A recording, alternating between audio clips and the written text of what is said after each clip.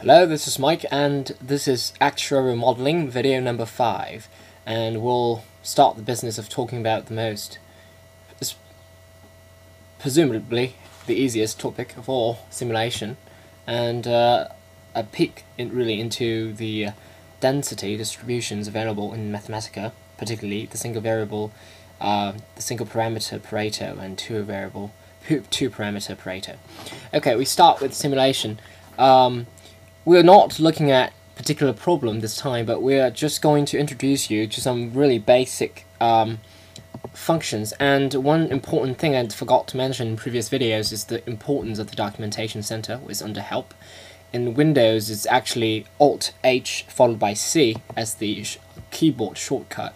In Mathematica, there's no shortcut to my knowledge. I normally just click Help and Documentation Center, and I will type in my search. And if you're kind of person that is more function oriented, you can always use the function navigator. It has a very nice sort of assortment of commonly used function. In fact, it's all functions and it's very neatly sorted by these 10 not so useful categories. But you know, if you know what you're doing, like data manipulation, you might want to look under the sub categories, such as you're working with files. You can click on files and file searching. For example, it will give you find list and find names. If you click on one, it will give you the immediate sort of documentation page. And again, these are all zoomable. On the lower right side, you can normally zoom in a little to ease the strain of your eye. And as you can see, I'm rambling on this topic now.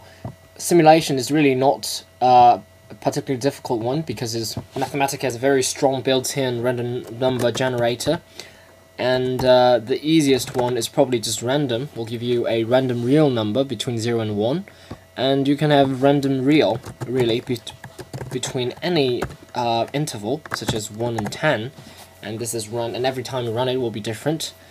And another really helpful one is random choice, which has even more important usage, because your argument for random choice can be really anything, number, string. So I'll just put a string here, let's say hello, and well, here is not a particular very nice example. I guess if I put another string, let's say world, and this time we chose 5 times of world, so something has really gone wrong here. So if that is the case, what you do is you go to Documentation Center and Random Choice. You see there's a typo there, but normally Mathematica is smart enough to tell you, did you mean this? So you can type in the natural language, and Mathematica will redirect you to the correct page, and tells you that random choice really gives a list of n choices. And here, for example, random choice of 20 and random choice of 1 by default. Okay, so here in simulation subheadings, I have an example using the nsolve command, and when you generated a list of 0, 1 random numbers, you can always use it using the inversion method and plug it back into the CDF. Now, it's not always possible really to have an analytical expression for a particular distribution. So if you can use the built-in CDF and the numerical solve, and that should pretty much quickly give you all the numbers. And to get rid of these braces, you can add a few lines of additional code, or simply in the text editor use the replace all command to replace these. Or even with the Mathematica, as mentioned before, without the quiet command, I'll get a nasty warning here, and with a quiet, this will go away. So essentially, you're asking the computer to shut up. And so similarly, you can always have use the number # followed by /@ sign as a mapping between the individual arguments. So you're doing this for the duration, for the length of this list, etc. So personally, I found most useful in terms of as far as using inversion method in simulation is really just nsolve and CDF, and maybe normal distribution, you know, and negative binomial distribution, etc., and that kind of thing. For Pareto, you should always be careful. Now here, Pareto distribution is really only an example of how parameterization can vary from textbook to textbook, and from really even vary because of the personal preferences. And some people enjoy theta and somebody like lambda, and they can be, you know, reciprocates of each other, or they may not entirely be the same thing. But in any case, whenever you're using a built-in function, my personal preferences is always to first write either the PDF or the CDF and see how this function is being written out before you really just blindly plug in the number.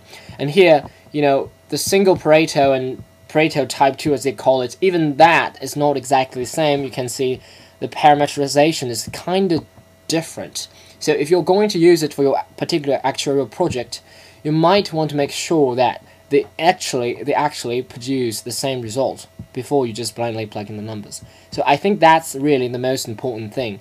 And so and that really, before I conclude this video, you can always again use the documentation center and just type, for example, probability, and that should give you a handful of useful information about distributions. Or you can simply probability distributions, which should give you a very long list of available built-in.